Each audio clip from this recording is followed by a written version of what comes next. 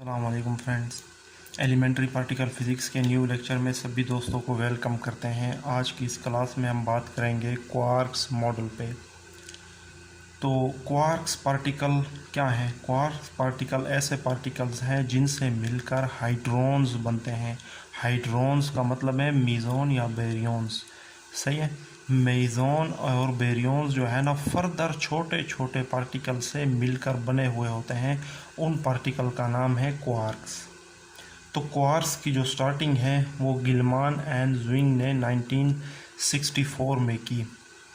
गिलमान and ज़्विंग in 1964 proposed that all hadrons are in fact composed of even more elementary particles which Gilman called quarks। सही है। तो ये देखा गया कि हाइड्रोन्स फर्दर जो है ना छोटे छोटे पार्टिकल्स से मिलकर बने हुए होते हैं। उन पार्टिकल्स का नाम क्वार्क्स रखा गया।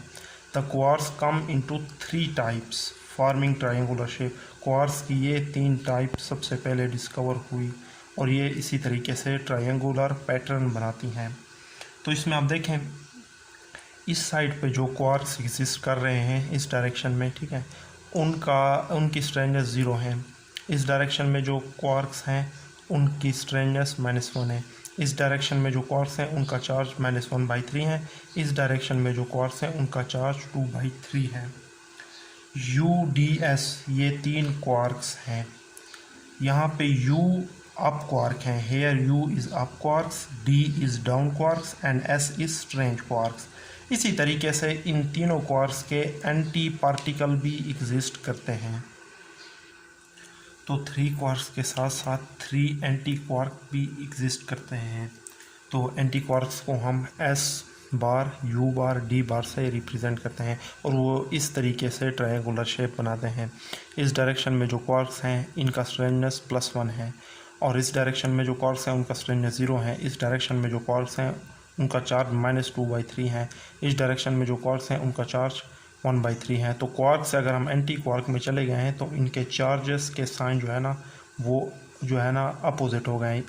पहले यहाँ पे प्लस था। U के लिए अगर सिंपल U की बात की जाए तो 2/3 और अगर S और D की बात की जाए तो -1/3 था। लेकिन एंटी क्वार्क की बात की जाए तो इनके साइन डिफरेंट हो गए। सही है। इसके बाद हम बेरियंस की अरेंजमेंट देखते हैं क्वार्क के लिहाज से। तो क्वार्क्स ऐसे पार्टिकल हैं जिनसे बेरियन मिलके बनते हैं, मतलब कि बेरियन और मीज़ोन मिलके बनते हैं। पहले हम बेरियन के लिए देखते हैं। तो मतलब कि बेरियन जो है ना इन क्वार्क्स पार्टिकल से मिलके बने हैं। तो इस एग्ज़ाम में आपने ये टेबल भी आपने कोशिश करनी है, ये टेबल भी आपने लिख के आना है, सही है। इसी तरीके से आपने इस टेबल को बनाना है, ठीक है। तो for baryon, every baryon is composed of 3 quarks. Baryon के लिए क्या है? बेरियन के लिए ये ट्रिक्स हैं कि इसमें 3 क्वार्क्स एग्जिस्ट करेंगे। अगर एंटी बेरियन की आप बात करें तो उसमें 3 एंटी क्वार्क्स एग्जिस्ट करेंगे। मीज़ोन के लिए ये केस डिफरेंट होगा, सही है। बेरियन के केस में अगर आप जो है ना एंटी क्वार्क की बात कर रहे हैं तो तीनों जो है ना एंटी क्वार्क्स यूज़ होंगे, सही है। अगर आप एंटी बेरियन की बात कर रहे हैं तो 3 एंटी क्वार्क्स यूज़ होंगे। अगर आप बेरियन की बात कर रहे हैं तो 3 क्वार्क्स यूज़ होंगे, सही है। तो इनकी अरेंजमेंट देख लेते हैं, चार्ज और स्ट्रेननेस और बेरियन, ठीक है। इसी तरीके से आपने ये टेबल ड्रा करना है।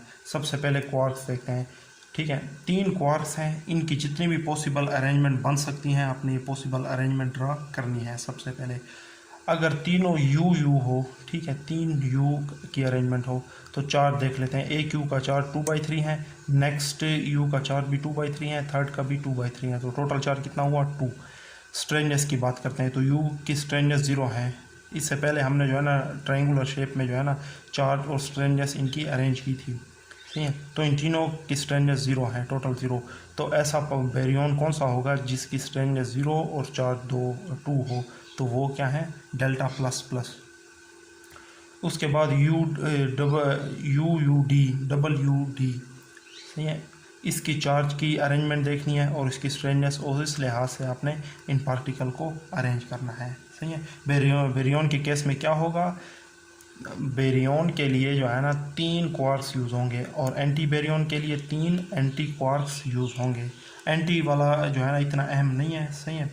लेकिन अब एंटी, अगर यहाँ पे हम इसके एंटी पार्टिकल की बात करें तो यहाँ पे भी बार साइन हमें ड्रा करने पड़ेंगे और चार्जेस भी डिफरेंट हो जाएंगे उस लिहाज से, ठीक है, आपने बनाने हैं। इसके बाद अब हम मीज़ोन की बात करते हैं। अब मीज़ोन की बात करते हैं। मीज़ोन क्वार्क्स और एंटी क्वार्क के पेयर से बनते हैं, ठीक है। Quarks anti quark, quarks anti quarks, ठीक है। इसमें 2 क्वार्क्स यूज़ होते हैं। बेरियन जो थे उसमें 3 क्वार्क्स यूज़ होते थे। बेरियन 3 क्वार्क्स से मिलकर बनते हैं, लेकिन मीज़ोन जो है ये pair of quarks and anti quark से मिलकर बनते हैं। उसी तरीके से जो है प्रीवियस टेबल हमने देखा, सबसे पहले क्वार्क्स, उसके बाद फिर चार्ज की बात करेंगे, फिर स्ट्रेंजनेस और उसके बाद मीज़ोन जो पार्टिकल बनता है इस अरेंजमेंट के लिहाज से इस तरीके से। Meson are made up of a pair of a quark and anti quark, ठीक है। मीज़ोन जो है ना क्वार्क और एंटी क्वार्क के पेयर से मिलके बनते हैं। अगर यू बार क्वार्क की बात की जाए, ठीक है, इनके चार्जेस 0 होंगे। यू का कितना था 2/3 और यू बार का कितना था -2/3, ठीक है। 2/3 -2/3 ये आपने निकालना है, ठीक है। अगर वैसे याद होते हैं तो वैसे याद कर लें, ठीक है। तो ये कितना हो जाता है 0, ठीक है। तो यहाँ पे इसलिए 0 चार्ज इसका होता है और स्ट्रेंजनेस इनकी 0 है, सही है। यू की स्ट्रेंजनेस भी 0 है, यू बार की भी स्ट्रेंजनेस 0 है, ठीक है। तो ऐसा पार्टिकल π0 होगा, सही है। ऐसा पार्टिकल जिसकी स्ट्रेंजनेस 0 और चार्ज भी 0, उसमें कौन सा मीज़ोन आएगा π0। सिमिलरली जो है ना ये तमाम जो है ना क्वार्क्स और एंटी क्वार्क की कम्बिनेशन आपने चेक करनी है। अगर यू डी प्राइम आ जाए, सही है, इनके चार्जेस को पहले सम अप कर देना है, 1 आ जाएगा और इनकी स्ट्रेंजनेस दोनों की 0 है। जस्ट जो है ना एस की स्ट्रेंजनेस 1 थी, बाकी जो है ना यू और डी की स्ट्रेंजनेस 0 होती है, तो इनकी स्ट्रेंजनेस भी 0 आ गई। तो ऐसा मीज़ोन जिसकी स्ट्रेंजनेस 0 और चार्ज 1 हो तो उसमें π+ आ जाता है। इसी तरीके से तमाम के तमाम मीज़ोन अरेंज किए गए हैं, ठीक है। लेकिन ये सब करने के बाद क्वार्क्स मॉडल में कुछ लिमिटेशंस को नोट किया गया। उनमें से एक लिमिटेशन तो ये था कि ये पाउली एक्सक्लूजन प्रिंसिपल को ओबे नहीं करता। मतलब यही है कि यू, ठीक है, या डी ये एग्जिस्ट नहीं कर सकते। अगर इनकी एनर्जी भी सेम है, चार्ज भी सेम है, तो ये एक ही स्टेट में किस तरह एग्जिस्ट कर रहे हैं। तो ये एक लिमिटेशन नोट की गई कि ये पाउली एक्सक्लूजन प्रिंसिपल को ओबे नहीं करता। तो इस लिमिटेशन के हल के लिए O.W. ग्रीनबर्ग सामने आए। उन्होंने ये कहा कि क्वार्क्स की ना सिर्फ 3 टाइप्स हैं, बल्कि क्वार्क्स के 3 कलर भी एग्जिस्ट कर सकते हैं। अगर इस 3D की बात की जाए तो इन D में एक पर्पल रंग का हो सकता है, एक वाइट रंग का हो सकता है और एक ग्रीन रंग का हो सकता है। तो उन्होंने कहा इनके कलर में डिफरेंट होता है, सही है। क्वार्क्स के ना सिर्फ 3 टाइप्स हैं बल्कि 3 कलर्स भी उनमें एग्जिस्ट कर सकती हैं, सही है। इसी तरीके से ये 3 यूज़ हैं तो ये सेम नहीं है। चार्जेस और स्ट्रेंजनेस के लिहाज से तो ये सेम हो सकते हैं, लेकिन कलर के लिहाज से ये तीनों डिफरेंट होंगे। इन्होंने ये लाइन दी, all natural occurring quarks are colourless. Colourless का क्या मतलब है? कलरलेस का मतलब ये नहीं कि बेरंग होते हैं, मतलब कि नेट कलर 0 है।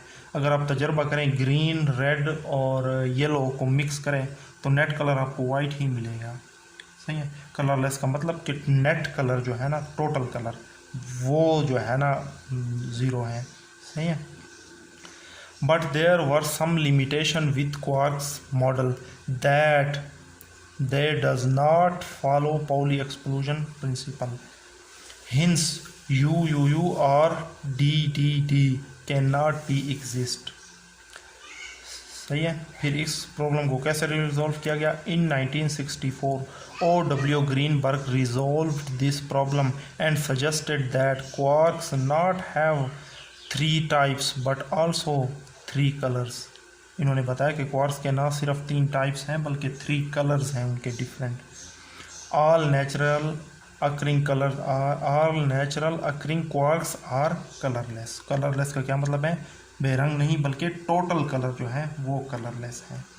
समझ आ गई इस बात की? ठीक है।